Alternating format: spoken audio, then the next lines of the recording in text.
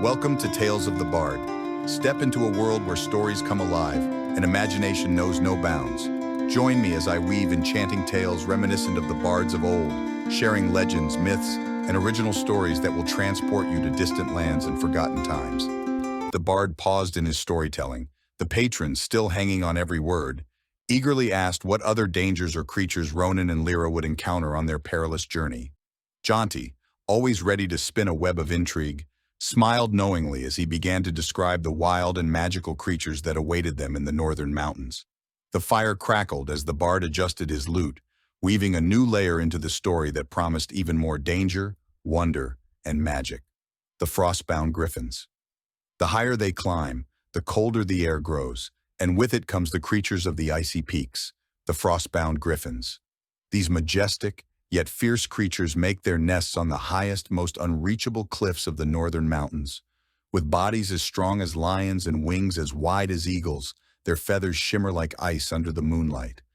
The Frostbound Griffins are highly territorial, and while they usually remain undisturbed in their nests, any creature foolish enough to approach their eggs or disturb their domain will face their wrath. Jonty's voice lowered, filled with tension. These creatures, unlike their cousins in the warmer southern regions, have the ability to harness the power of ice. They breathe freezing wind, and their talons can shatter stone. Ronan and Lira may have to deal with these griffins if their path takes them too close to the griffin nest, but not all creatures are enemies. Some might even be persuaded to aid them if they earn the griffins' respect. The Glimmering Wyrms. The patrons leaned in as Jonty continued, his fingers strumming a slow, shimmering tune. Deeper in the mountain caves, where the light rarely touches, live the Glimmering Wyrms, small, serpentine creatures with iridescent scales that glow in the dark. Though they are no larger than a man's arm, they possess magical properties that can confuse and enchant those who wander too close. They move in packs, their glowing bodies slithering through the caves like a river of light. Jonty's voice took on an eerie tone. While the Glimmering Wyrms are not inherently hostile, they are tricksters. Their glowing scales have been known to lure travelers deeper into the mountains, causing them to lose their way. Ronan will need to use his magic carefully around them, for their glow is not just for show. Glimmering Wyrms can cast illusions, making the cavern walls appear to shift and change. And if Ronan and Lira don't tread carefully, they may find themselves lost in the depths of the mountain, surrounded by nothing but endless shimmering light. The Mountain Trolls. Jonty's fingers struck a deeper, more menacing chord. And then there are the mountain trolls, hulking beasts that roam the craggy paths, especially in the dead of night. These creatures, standing nearly twice the height of a man, are slow-witted but incredibly strong. Their skin is like stone, thick and impervious to most weapons, and they carry massive clubs made from the bones of their fallen enemies. A shiver ran through the crowd as Jonty's voice deepened. Trolls have a taste for flesh, any kind, be it animal, human, or orc. But what makes them truly dangerous is their regenerative power. Even if struck down, their wounds will heal, and their strength will return. There's only one way to kill a mountain troll: fire. Ronan and Lira will need to be especially cautious if they encounter these creatures, for once a troll sets its sights on prey, it doesn't stop until it's caught. The Storm Drakes. The bard's music shifted again, this time to a low, rumbling sound like distant thunder. But beware the skies, for the storm drakes fly the turbulent winds of the mountain peaks. These fearsome creatures, cousins to the great dragons of legend, ride the lightning and control the storms. Their bodies are sleek, covered in shimmering scales that glint with electricity, and their wingspan is so vast it can block out the sun. The patrons gasped as Jonty described the drakes. The storm drakes are both feared and revered. They are ancient creatures born of thunder and rain, with the ability to summon lightning from the heavens. Unlike their larger dragon kin, these drakes are more agile, darting through storm clouds with ease. They rarely interact with humans, but if their nests are disturbed or they sense a threat in their territory, they will unleash the full force of their stormcrafting abilities. Lightning will crackle through the sky, and the winds will howl as they dive down from the clouds. The Icebound Spirits. The tavern was silent as Jonty's music became haunting and ethereal, his voice lowering to a whisper. High in the northern mountains, far beyond where most dare to tread, lie the ancient ruins of a civilization long forgotten. And within those ruins dwell the icebound spirits, remnants of those who perished in the frozen wastes. They are beings of cold, their forms barely visible, flickering in and out of existence like the light of a distant star. Johnny's fingers played a slow, eerie melody. The icebound spirits are not malevolent by nature, but they are trapped, bound to the ruins by an ancient curse. They wander the ruins, whispering secrets of the past, unable to rest until the curse is broken. However, those who venture too close risk being overwhelmed by the chill of the spirit's presence. The temperature drops drastically in their presence, and if you linger too long, their touch can freeze the very blood in your veins. The bard's voice took on a note of caution. But not all hope is lost.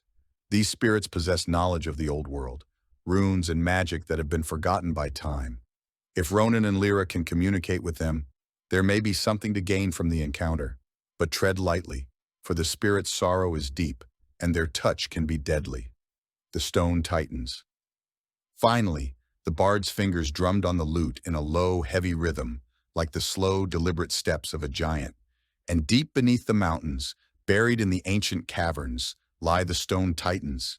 These colossal beings are said to be as old as the mountains themselves, their bodies made entirely of rock and earth. They slumber deep underground, their massive forms blending in with the stone around them. The room grew tense as Jonty described the titans.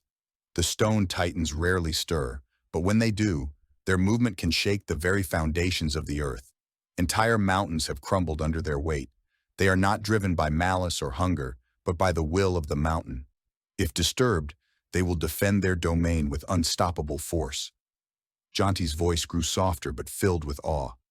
To awaken a stone titan is to invoke the wrath of the mountains. But if Ronan and Lira can harness the power of one, or at the very least avoid its ire, they may find a way to navigate the most dangerous parts of the mountain range.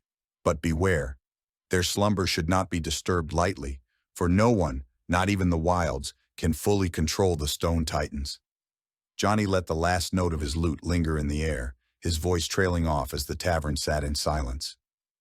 "These are but a few of the creatures that dwell in the northern mountains," he said quietly.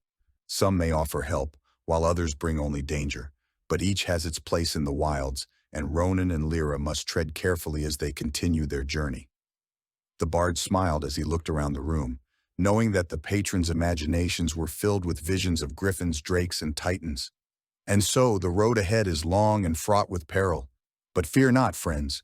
I'll return again to tell you how our brave heroes fare against the creatures of the wilds."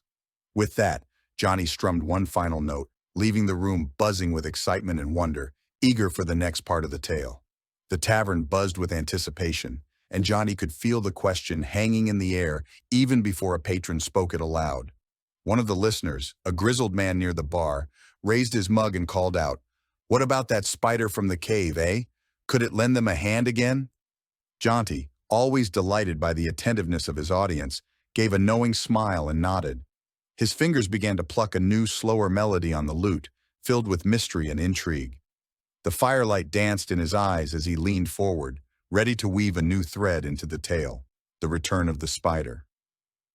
As Ronan and Lira journeyed deeper into the northern mountains, the cold grew harsher, and the winds more treacherous, Jonty began, his voice soft but carrying through the tavern. The mountain orcs were no ordinary foes, and the traps they had set across the cliffs and valleys were becoming more intricate and dangerous with every step. Ronan, though deeply connected to the wilds, knew they needed more than just their own skills to navigate these treacherous paths. The bard's music picked up a subtle, ominous tone, and so, as they ventured higher into the peaks, through a narrow gorge where the shadows stretched long and dark, Ronan felt a familiar presence, a tingling in the air, a soft vibration that whispered of old magic. He stopped suddenly, his eyes scanning the cliff faces above them. Jonty paused, his fingers hovering over the strings.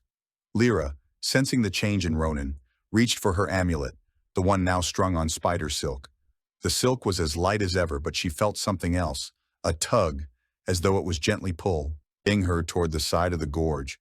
The moment she placed her hand on it, the amulet vibrated softly, much like it had in the cave where they first encountered the spider.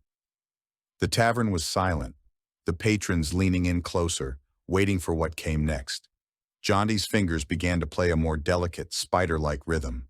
"It's her," Ronan whispered, his eyes narrowing as he looked up. "The spider from the cave. She's here." The web of the peaks. The massive spider, the one they had met in the cave, had woven a vast, intricate web high above the gorge, Jonty explained, his voice filled with wonder. The web stretched across the rock face, shimmering faintly in the thin light, its strands nearly invisible unless the wind caught them just right. The spider, Skryla, as Ronan had come to know her, had been watching them ever since they left her cave, guarding the hidden passages of the mountains. The bard smiled as he described the reunion. Skryla descended from her web, her enormous, delicate legs moving gracefully as she lowered herself before Ronan and Lira. Her many eyes glittered with ancient wisdom, and her voice, echoing only in Ronan's mind through wild speak, was filled with familiarity. "You travel dangerous paths, druid," she whispered to Ronan. "The orcs have set traps not only for you, but for the creatures of the mountains. I have seen their cruelty firsthand." The bard's music grew darker, reflecting the tension in the air. "They hunt anything that moves," Ronan replied, his voice steady, though his eyes reflected concern. "We need to reach their lair, but their traps are becoming more cunning, more dangerous. Can you help us once more, Skryla?" The tavern seemed to hold its breath as Jonty continued. Skryla tilted her head, her enormous body shifting in the shadows. Then slowly, she extended one of her legs, gently placing it on the strand of web that glistened above. "The mountains are my home," she said, her voice low. "I know their twists and turns better than any creature. I can guide you, show you the paths the orcs have not touched. And if the need arises, I can use my webs to trap those who seek to harm you." A new alliance. Johnny's fingers picked up a faster, more intricate melody, reflecting the cunning nature of their new plan. With Skryla's aid, Ronan and Lira found themselves traveling through parts of the mountains that even the orcs didn't know existed. The webs Skryla wove stretched across hidden crevices, creating bridges that allowed them to cross ravines too dangerous to navigate on foot. When the winds grew too strong, Skryla spun silken ropes, tying them to the cliffs so they would not be swept away. Jonty paused, letting the image of this strange alliance sink in. Skryla was not just a guide, she became a protector. Her webs were so finely spun, they could detect the slightest movement. Ronan soon realized that they were more than just silk. They were enchanted, capable of sensing when danger was near. Skryla used this magic to alert them whenever the orcs drew close, and more than once, her webs caught unsuspecting hunters in their traps. The silken warning.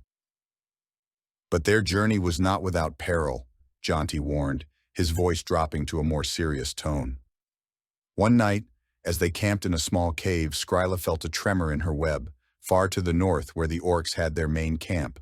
The orcs were on the move, more of them than ever before. A war party was forming, and they were hunting not just for food but for Ronan and Lira. The orcs had learned of their presence and sought to eliminate them before they could find the lair. Jonty's music grew tense, a low, thrumming beat. Skryla, sensing the danger, wove a new strand of web across the entrance of the cave where Ronan and Lira slept. "This will hold them back," she said, her voice echoing through Ronan's mind. "But you cannot stay hidden forever. The orcs are growing bolder. You must strike before they gather their full strength." Ronan, ever the strategist, nodded. "Then we'll use your webs to trap them before they can trap us," he said. "With your help, we can set ambushes. Lure them into your traps, just as they've done to others." The battle ahead. The tavern was silent as Jonty's voice filled with the weight of the coming battle. And so, under the cover of night, Ronan, Lira, and Skryla made their preparations. The spider's webs were strung across the mountain passes, invisible to the orcs, but ready to snap tight at the first sign of movement. With Skryla's guidance, they would turn the mountains against the orcs, using the terrain and the spider's magic to their advantage. The bard's music slowed, but there was a new sense of tension building, a promise of conflict just on the horizon. The alliance with Skryla had become more than just a bond of convenience. It was a friendship, built on mutual respect. Ronan and Lira knew that without her, their chances of reaching the heart of the orc's lair would be slim. But now, with the help of the spider and her enchanted webs, they had a fighting chance. Jonty leaned back, letting the final notes of the story hang in the air. And so, my friends, as the sun sets behind the mountains and the cold winds howl through the peaks, Ronan and Lira prepare for a battle like no other, a battle where spider silk and druid magic will be their greatest weapons. The patrons, caught up in the tale, murmured excitedly. Jonty smiled, knowing they would eagerly await the next part of the story. Skryla, the spider, had become an unlikely ally, but in the wilds, alliances could be forged in the most unexpected places. And so, Jonty said, rising from his seat, I will leave you here, in the shadows of the mountains. But fear not, for I will return with the tale of how they faced the orcs, and how their bond with Skryla will be tested in ways none of them could have foreseen. With a wink and a bow, Jonty left the tavern once more, leaving his audience buzzing with anticipation, knowing that the next chapter would bring even greater challenges for Ronan, Lira, and their eight-legged ally. The tavern was alive with anticipation as Jonty returned to his seat by the fire. His lute rested in his lap, but the bard's eyes sparkled with the promise of another tale. The tavern owner clapped him on the back, and the patrons leaned in, eager to hear how Ronan and Lira's journey would continue. Jonty strummed his lute softly, the notes carrying an undercurrent of urgency and tension, setting the tone for the next chapter. The trolls close in.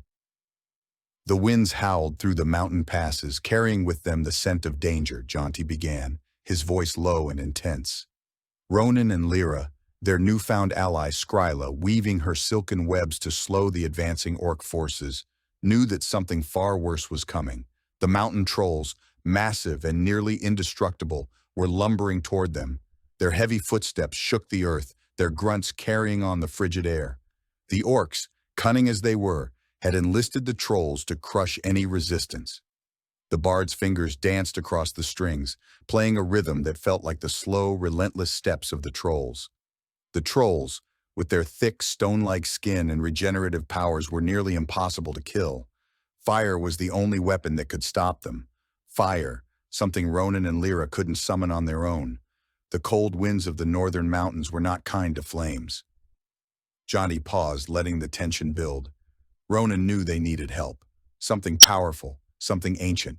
And so, in their moment of greatest need, he turned to the only allies who could bring the fire they needed to survive. A call across the blue network. The bard's music took on a softer, more mystical tone as he described Ronan's next move. With the trolls closing in and time running short, Ronan knelt on the frozen ground, placing his hand on the earth. He reached out with his magic, letting his mind travel through the blue tree network, the ancient web of druidic power that connected him to the wilds and the creatures of the land. The patrons leaned in, captivated by the image of Ronan summoning his power. He closed his eyes, his hand gripping the staff of the blue tree. Lira stood by his side, her amulet humming softly with the same magic. Through the network of trees, Ronan sent out a call, not just to the creatures of the forest, but to something far more dangerous. Jonty's voice lowered to a whisper. He called to the fire drakes. The fire drake's arrival.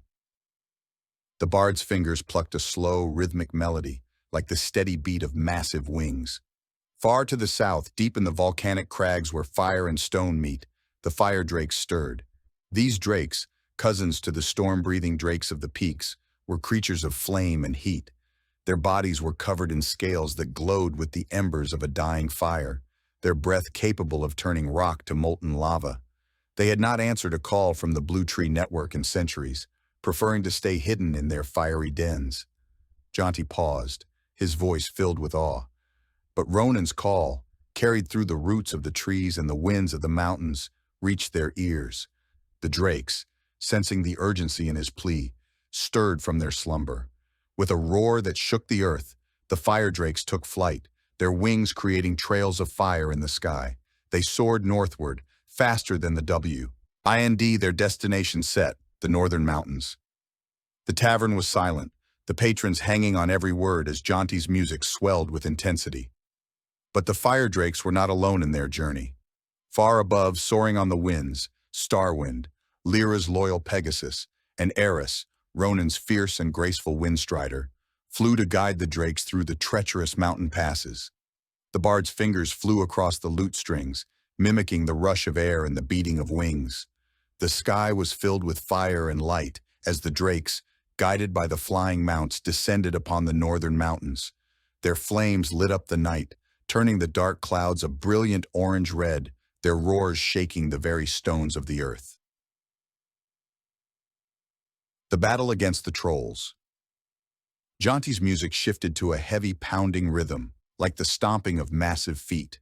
The trolls were close now, their hulking forms moving through the narrow gorge, their eyes gleaming with the promise of destruction. The orcs cheered as the trolls advanced, confident that nothing could stop the onslaught of their massive allies. But Ronan, Lira, and Skryla stood ready. The spider's web stretched across the cliffs, waiting to slow the trolls, while Ronan's staff glowed with the power of the earth beneath him.